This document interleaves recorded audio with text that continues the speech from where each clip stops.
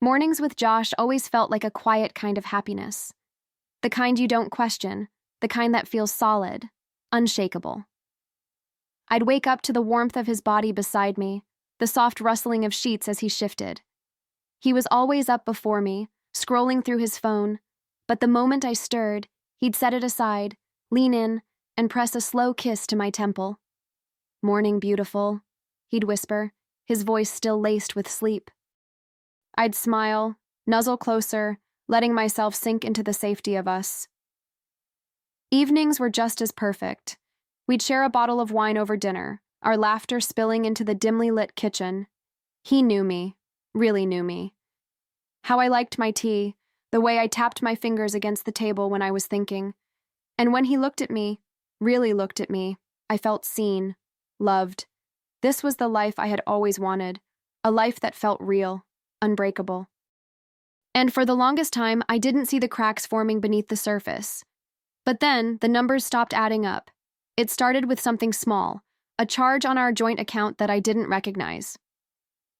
"Oh, that?" Josh had laughed, brushing it off with a wave of his hand. "Bank mix-up. Already called them." It made sense. I wanted it to make sense. But then it happened again. And again. A few $100s missing, then more. I tried not to let it gnaw at me, but something didn't feel right. And then there were the late-night calls. At first, I barely noticed, but after a while, I started to see it. The way he tensed when his phone vibrated, the way he angled the screen away from me, his voice just a little too low when he answered. The first time I asked, he chuckled. "Work stuff, Nath. Go back to sleep." So I did. At least I tried. But once suspicion creeps in, it never really lets go. I told myself I was overthinking it, that I was being paranoid. But the doubt had already sunk its claws in, and no matter how hard I tried to shake it off, it lingered. I started paying closer attention, watching, listening. Josh was good, too good. His smiles were just as warm, his touch just as familiar. But now, I could feel the space between us, a sliver of something unspoken, and the more I noticed, the harder it was to ignore. Then one night, I heard him. His voice was hushed, careful, but I caught fragments. "Yeah, I know, I will soon." A pause, a low chuckle, almost affectionate, then a softer, more intimate, "I promise." My chest tightened, my mind raced. Who was he talking to? And why did it sound so personal?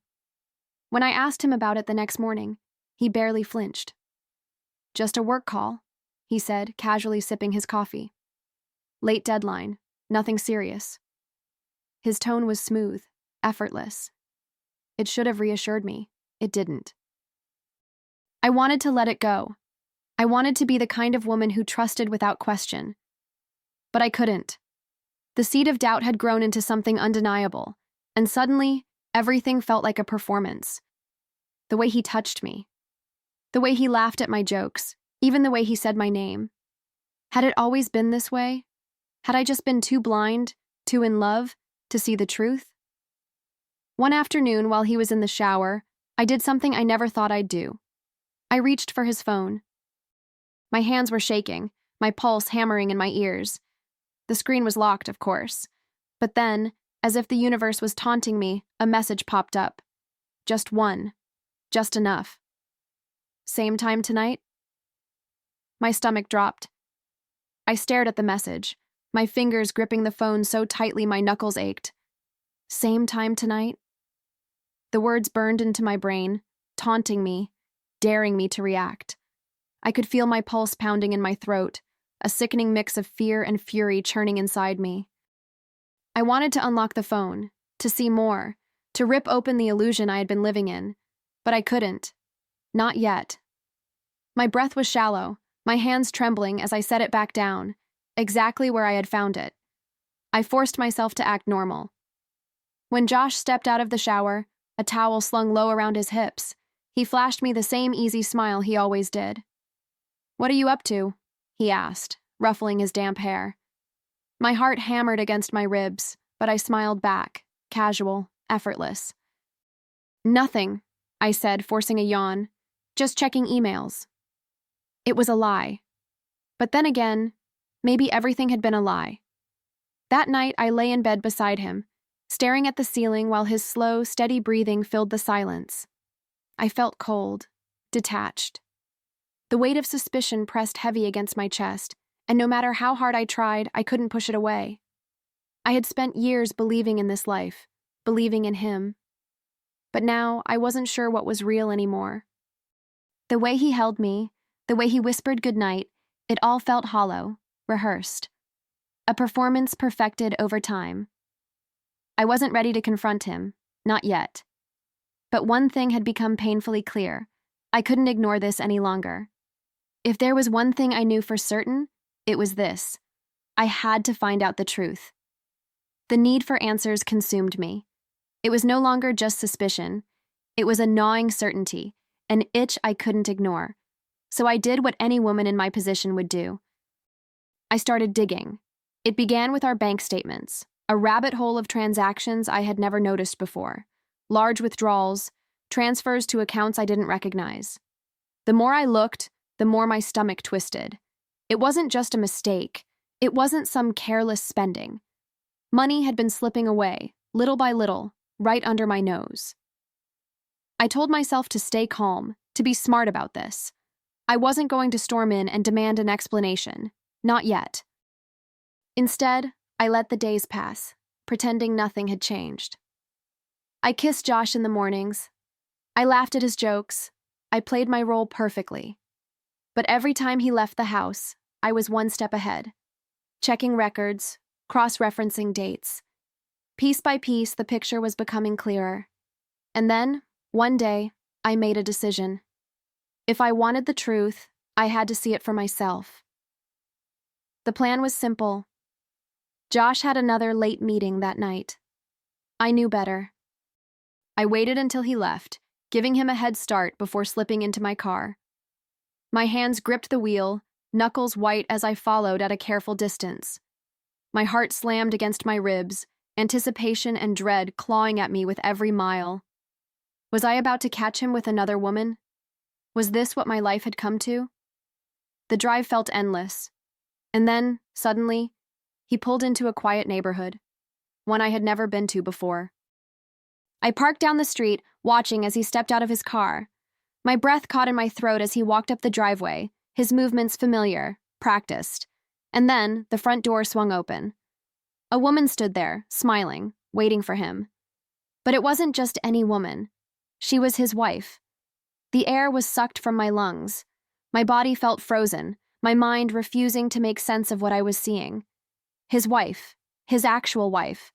Not some fleeting affair, not some casual secret. She was real, standing there in the doorway of a house that was clearly theirs. She reached for him, familiar, comfortable, as if this was routine. And Josh, my Josh, stepped forward, wrapping his arms around her, pressing a lingering kiss to her lips like a husband coming home. I wanted to look away, to blink and realize this was some misunderstanding, but it wasn't. It was the truth, playing out in front of me in sharp, merciless detail. He had never belonged to me. I was never his one and only. I was the other woman, the fool funding his real life while he played house with me on the side. A slow, sickening realization settled in my gut. Every "I love you" had been a lie. I could feel my heartbeat in my fingertips, a steady thrum of rage pulsing beneath my skin. I gripped the steering wheel, my nails digging into the leather. My mind raced through every memory, every moment we had shared, now tainted by the knowledge that it was all a fabrication. The whispered promises, the plans for the future, nothing but carefully spun illusions designed to keep me exactly where he wanted me. I should have stormed out of the car. I should have screamed, confronted him right then and there. But I didn't, because a deeper part of me, one I hadn't met before, was already shifting, calculating. This wasn't just betrayal. This was fraud. And if Josh thought he could walk away from this unscathed, he had no idea what kind of woman he had underestimated. I stayed in the car for what felt like hours, my eyes never leaving the house.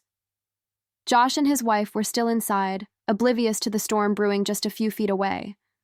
My mind was a whirlwind, trying to process the enormity of what I had just discovered.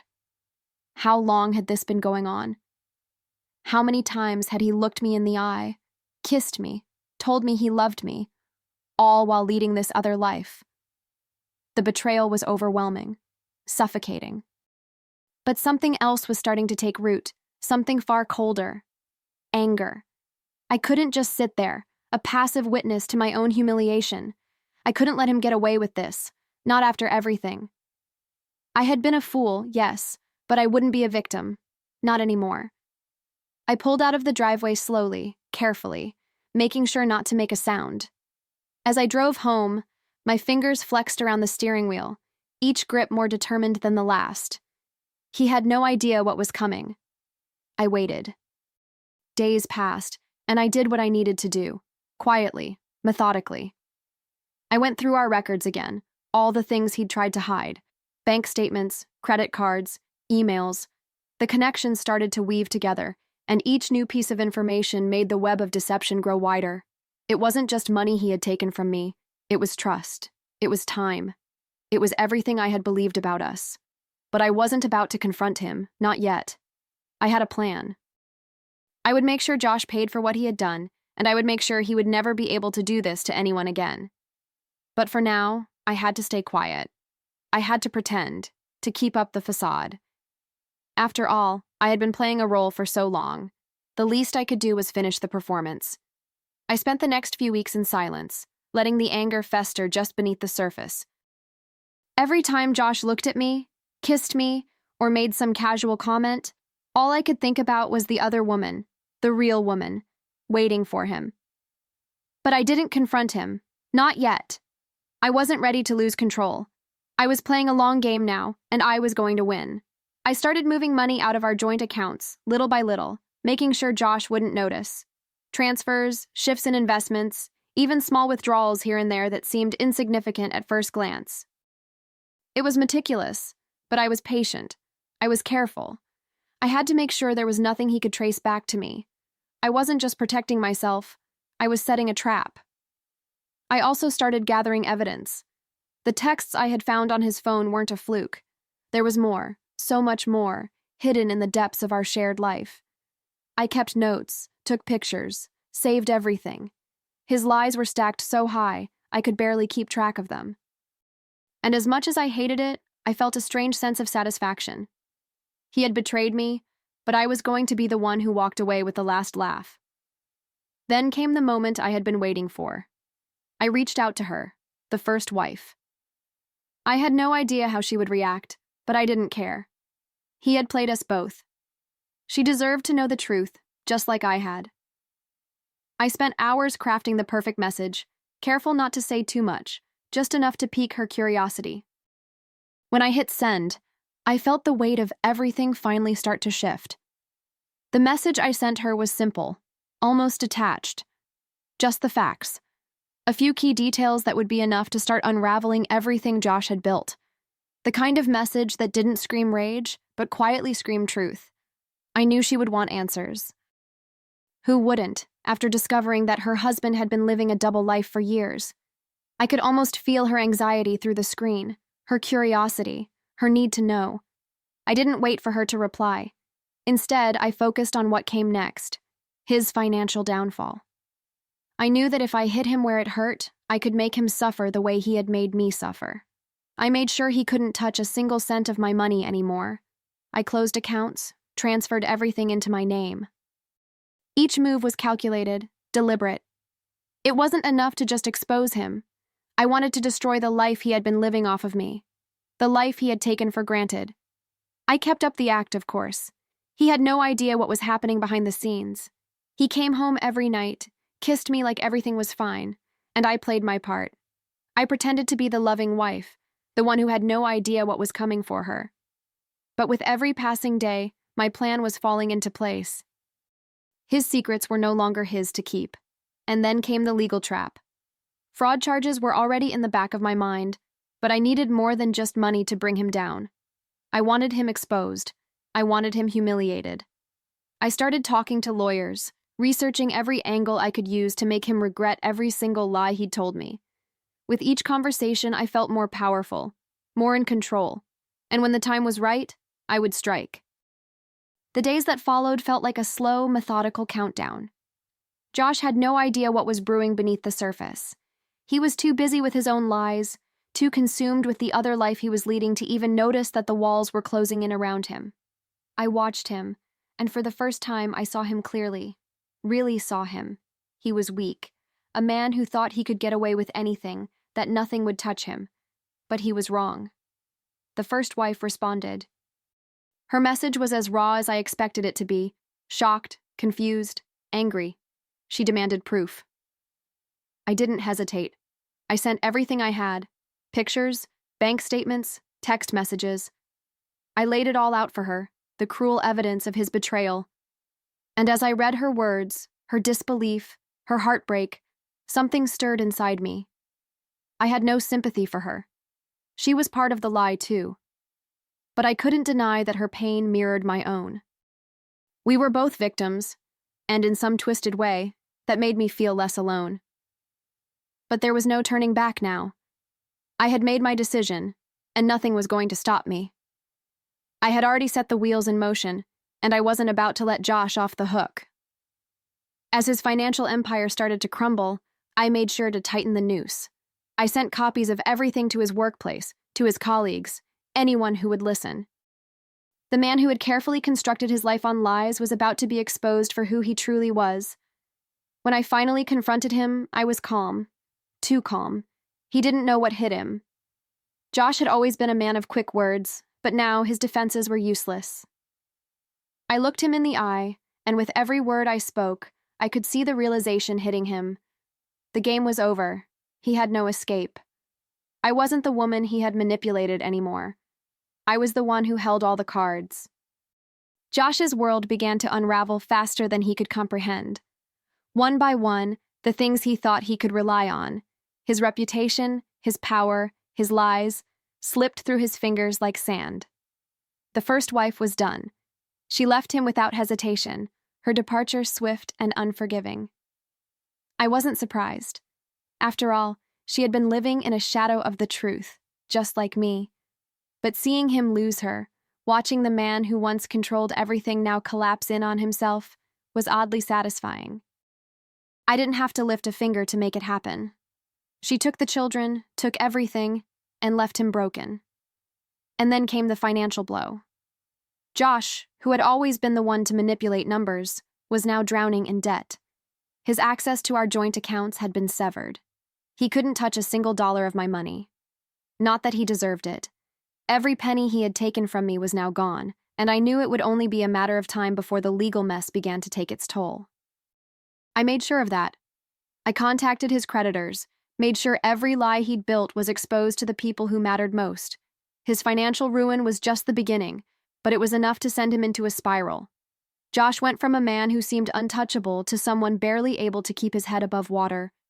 He was now scrambling for anything to keep from sinking further. But by the time he realized how deep the hole was, it was too late. And then came the final confrontation. I had waited for this moment, prepared for it. He begged, he pleaded. The man who had once held me in the palm of his hand now groveled before me, broken and desperate. "Please, Natalie," he whispered, his voice trembling with a kind of vulnerability I had never seen before. "I'm sorry, I was wrong. I'll make it right." But there was no making it right, not anymore. His words were hollow, a pitiful attempt to claw his way back into my life. The same words he had used when things were good, when he needed something from me. "Please, Natalie, forgive me," he begged again, his eyes pleading as if they could somehow undo the damage. But I wasn't the same woman who had once melted at the sight of those desperate eyes. I wasn't the woman who had believed every word he said. I stood there, silent for a moment, letting the weight of his words sink in. The silence between us was thick, charged with years of manipulation, betrayal, and regret. It was no longer about what he had done to me. It was about who I had become because of it. The woman standing before him now wasn't broken. She was stronger. She was smarter. And she wasn't about to let him destroy her anymore. "You lied to me," I said, my voice steady, colder than I thought I could sound. You used me, and now I'm the one leaving you with nothing. I watched as the color drained from his face, the reality of it hitting him all at once. This wasn't some fleeting argument, some momentary loss of control. This was the end of everything he had known, the end of the life he had taken from me. Josh's face twisted with emotion, desperation, regret, guilt, but it was too little, too late. I had already walked away from him in my mind long before I'd ever physically left. His apologies, his promises, they didn't matter anymore. The man I had loved had died the moment I discovered the truth. What stood before me now was a shell of a man, begging for mercy he no longer deserved. I turned to leave, my steps slow but resolute, every part of me determined to put this chapter behind me. I didn't need to watch him break down further. I knew he would. It was the least he deserved after everything. As I walked away, I heard him call my name, his voice breaking, but I didn't stop. There was no going back now. I didn't want to remember the man I had once loved, the man who held my hand, whispered promises, and told me we'd grow old together. That man was gone, replaced by someone I barely recognized, a man who had traded our future for a secret life, a man who thought he could control me, a man who didn't even realize the power I had over him now. What happened next was inevitable. As Josh's life crumbled, I watched from a distance, but I didn't feel pity. There was no satisfaction in his suffering, at least, not anymore. What I felt was something more complex, something I hadn't expected. Peace. It was over. The war I had been fighting for so long had ended, and I was the one who had won. I was free. But freedom, as I quickly realized, didn't come without its own weight. I had to rebuild, had to heal, and that was something I hadn't fully prepared for. There was a part of me that still missed him, the version of him that had been kind, that had loved me. But I couldn't hold on to that. I couldn't let the past pull me back. I had learned too much, felt too much, to go back to a life of lies. Walking away from Josh felt like shedding a skin I didn't even know I was wearing. It wasn't just about leaving him. It was about leaving the version of myself that had let him control me, the one who had been blinded by love and trust. That woman was gone, and in her place stood someone stronger, wiser, and for the first time in a long while, completely free. But with freedom came uncertainty. What now? What do you do when the life you thought was yours is stripped away, when everything you believed in turns out to be a lie? The weight of the question hung over me for weeks, every day another step into the unknown. I had been so focused on my revenge, on the satisfaction of watching him lose everything, that I hadn't stopped to think about myself. And then, one day, I did. I took a long look at myself in the mirror. The woman staring back at me wasn't the same person who had stood by Josh all those years. She was different, calmer, sharper, more confident. She had been through a fire, but she hadn't burned. She had survived. I didn't know exactly what my future would look like, but I knew one thing for sure. I was done living for someone else. I was done being the afterthought, the second choice. Whatever came next, I would build it on my terms. And that thought, for the first time in so long, gave me peace. As time went on, I found myself looking at the world through a different lens. I had been so focused on the destruction Josh left in his wake that I hadn't seen the opportunities waiting for me to seize. Life had a way of presenting itself again, offering small moments of peace in the chaos. I began doing things I hadn't done in years, things I used to love but had let go of. I spent mornings at the park, reading, breathing in the fresh air that now felt so much more vibrant. I started going to yoga classes again, something I'd given up long ago. But there was one thing I couldn't ignore: the need to warn others, to make sure Josh could never hurt anyone the way he had hurt me. It didn't feel like vengeance anymore. It felt like justice. I started reaching out to women's groups, sharing my story anonymously at first, knowing how careful I had to be. I didn't want to risk Josh coming after me, but I also didn't want him to go on living the lie. And then one day, a woman reached out to me. She told me her story, how Josh had done the same thing to her, how he had lied, manipulated, and taken from her just as he had taken from me. The anger I thought I had buried rushed back, but this time it wasn't just for me. It was for all the women he had used and discarded, for the lives he had ruined in his selfishness. That moment made everything feel real. I wasn't alone anymore. I wasn't the only one he had hurt, and as we shared our stories, I knew what I had to do next. Josh's secret life would be exposed, not just to the people he had used, but to the world. He would never be able to hurt anyone again, not while I was standing in the way. As the days passed, I grew more resolute in my mission. I didn't need revenge anymore. I needed closure. For myself, for the women who had suffered at Josh's hands, for all of us who had been made to feel small, insignificant, and deceived. I knew the truth about him now, and that truth was powerful. It couldn't stay hidden. I started gathering everything I had, documents, texts, photos, and I compiled them into a report that would leave nothing to chance. This wasn't about getting back at him anymore. This was about ensuring he never had the chance to do this again. I contacted a journalist, someone I trusted to handle the story carefully.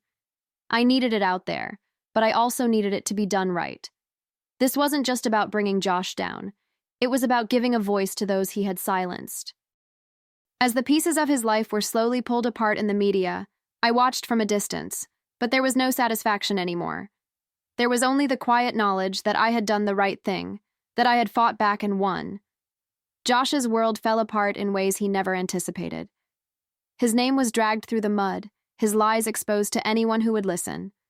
The women he had deceived found each other, and together, we made sure his manipulations were no longer hidden. He tried to fight back, of course, he always did, but the walls were too high, and he had built them all himself. No one was buying his story anymore. And me? I finally started to live again. I moved to a new city, found a job I loved, and began building a life that was entirely mine.